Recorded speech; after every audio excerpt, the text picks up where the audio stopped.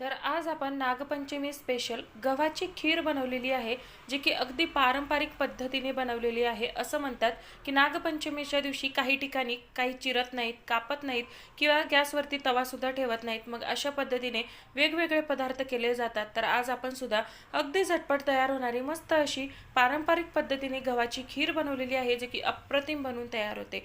चला तर मग पटकन रेसिपीला सुरुवात करूया.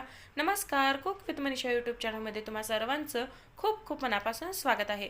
रेसिपी सुरू करण्याआधी तुम्हाला एक विनंती आहे, तुम्हाला जर आजची रेसिपी आवडली तर प्लीज एक लाईक नक्की करा आणि व्हिडिओला हाईप सुद्धा करा आणि एक छोटासा कमेंट करायला अजिबात विसरू नका. व्हिडिओला सुरुवात करूया. सगळ्यात आधी इथे आपल्याला गहू भिजत घालायचे आहेत. तर काय करायचं, एखादी वाटी सेट करायची, त्या वाटीने इथे आपल्याला एक वाटी गहू घ्यायचे आहेत. गहू इथे तुम्ही कुठलेही घेऊ शकता. आता हे गहू आपण 2 ते 3 पाण्याने स्वच्छ धुवून घेऊया आणि भरपूर असं पाणी घालून हे गहू आपल्याला रात्रभर भिजत घालायचे आहेत. तुम्हाला जर खूप घाई असेल तर इथे तुम्ही 4 ते 5 तास गरम पाण्यामध्ये गहू भिजत घातले तरी देखील चालणार आहे. तर इथे मी हे गहू रात्रभर भिजत घातले होते. तुम्ही पाहू शकता गहू जे आहेत ते मस्त असे टपोरे झालेले आहेत, छान असे भिजून झालेले आहेत. हाताले तोडल्यानंतर लगेचच तुटले जातात. अशा पद्धतीने गहू भिजले की आता काय करायचं, या गव्हातलं सगळं पाणी इथे आपल्याला काढून टाकायचं आहे आणि हे गहू जे आहेत ते आपल्याला मिक्सरच्या भांड्यामध्ये काढून घ्यायचे आहेत. तर इथे मी सगळे गहू मिक्सरच्या भांड्यामध्ये काढून घेतले. आता हे गहू आपल्याला मिक्सरमध्ये बारीक करून घ्यायचे आहेत. बारीक म्हणजे इथे आपल्याला खूप जास्त पेस्ट करायची नाही, मिक्सर बंद चालू करत फिरवायचं आहे आणि याची छानशी भरड करून घ्यायची. इथे तुम्ही पाहू शकता मिक्सरला मी याची भरड करून घेतलेली आहे. खूप जास्त बारीक केलेलं नाही, हलकंसं जाडसर ठेवलेलं आहे. आता काय करायचं, इथे आपल्याला गॅसवरती कुकर ठेवायचा आहे. कुकरमध्ये आपण हे गहू शिजून घेणार आहोत. त्यासाठी अगदी झटपट अशी खीर बनवून तयार होते. मी कुकरमध्ये एक मोठा चमचा भरून तूप घातलेला आहे. तूप छान वितळल्यानंतर यामध्ये आपण भरडून घेतलेले गहू घालायचे आहेत. गहू इथे आपल्याला तुपावरती 3 ते 4 मिनिटे परतून घ्यायचे. परतून घेतल्याने ह्या गव्हाची खीर जी आहे ती खूप जास्त चिकट होत नाही, चिवट होत नाही, छान अशी मोकळी सुटसुटीत बनून तयार होते. आता ह्या तुपावरती आपण हे गहू जे आहेत ते छान असे मोकळी सुटसुटीत होईपर्यंत परतून घेऊया. एक 3 ते 4 मिनिटे परतल्यानंतर तुम्ही पाहू शकता गहू जे आहेत ते छान असे मोकळे झालेले आहेत. हे गहू मोकळे सुटसुटीत झाले की समजायचं इथे आपले गहू जे आहेत ते अगदी व्यवस्थित असे परतून झालेले आहेत. आता यामध्ये आपण ज्या वाटीने 1 वाटी गहू घेतले होते त्याच वाटीने 3 वाटी पाणी घालायचं आहे. 3 वाटी पाणी घालून मिक्स करून घ्यायचं. कुकरचं झाकण लावून इथे आपल्याला 5 ते 6 शिट्ट्या काढून घ्यायच्या आहेत. 5 ते 6 शिट्ट्यामध्ये अगदी व्यवस्थित असे गहू शिजले जातात. तर इथे मी कुकरच्या 5 ते 6 शिट्ट्या काढून कुकर गार करून घेतला. आता आपण कुकर उघडून पाहूया. पाहू शकता गहू जे आहेत ते अगदी व्यवस्थित असे शिजून झालेले आहेत. 5 ते 6 शिट्ट्यात अगदी छान असे मऊसूद होतात. याची कन्सिस्टन्सी सुद्धा अगदी परफेक्ट आहे. तुम्हाला पातळ हवी असेल तर थोडंसं गरम पाणी ऍड करून घेऊ शकता. इथे आपले गहू शिजून झालेले आहेत. आता आपण खीर तयार करून घेऊया. खीर तयार करण्यासाठी इथे मी एक गॅसवरती कढई गरम करायला ठेवली. कढईमध्ये इथे आपल्याला एक मोठा चमचाभर तूप घालायचं आहे. तूप छान असं वितळून घ्यायचे. खूप जास्त गरम करायचं नाही, हलकंसं गरम करून घ्यायचंय.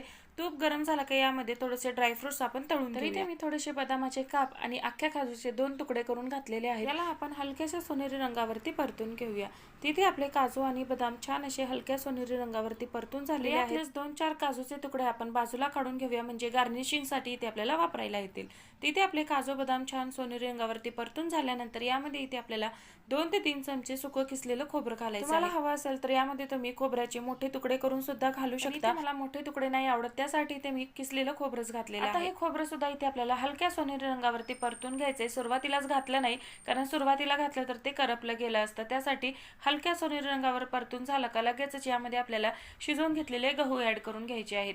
आता हे आपण छानपैकी मिक्स करून घेऊया आणि मिक्स करून घेतल्यानंतर यामध्ये इथे आपल्याला गुळ ऍड करून घ्यायचा. इथे आपण पारंपरिक पद्धतीने गव्हाची खीर बनवतोय आणि पारंपरिक पद्धतीने बनवलेल्या खीरीमध्ये गुळच ऍड केला जातो. तुम्हाला जर गुळ नसेल आवडत तर साखर सुद्धा ऍड करून घेऊ शकता. तर ज्या वाटीने आपण 1 वाटी गहू घेतले होते त्याच वाटीने इथे मी पाऊण वाटी गुळ घेतलेला आहे. गुळ बारीक चिरून घ्यायचा, म्हणजे तो लवकर वितळला जातो. तुम्हाला जर इथे साखर ऍड करायची असेल तर साखर सुद्धा इथे तुम्हाला पाऊण वाटीच ऍड करून घ्यायचे. पाऊण वाटी गुळामध्ये अगदी परफेक्ट अशी गोड खीर बनवून तयार होते. पण तुम्हाला जर खूप जास्त गोड आवडत असेल तर 1 वाटी गुळ घातला तरी देखील चालणार आहे.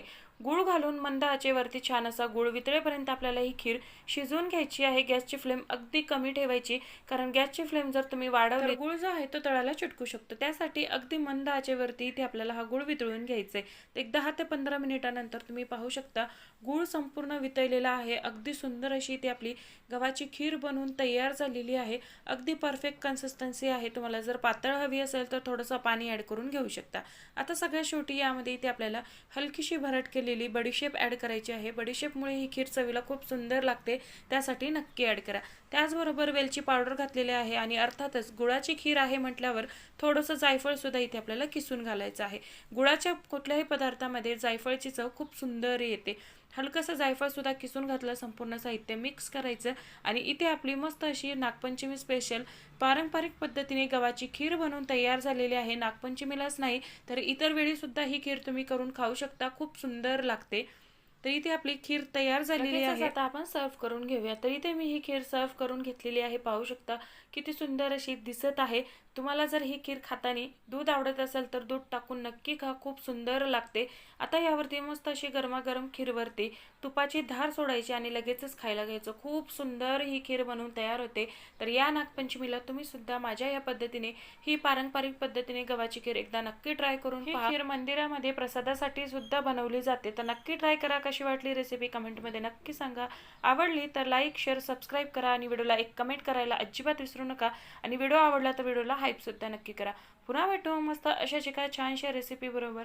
धन्यवाद.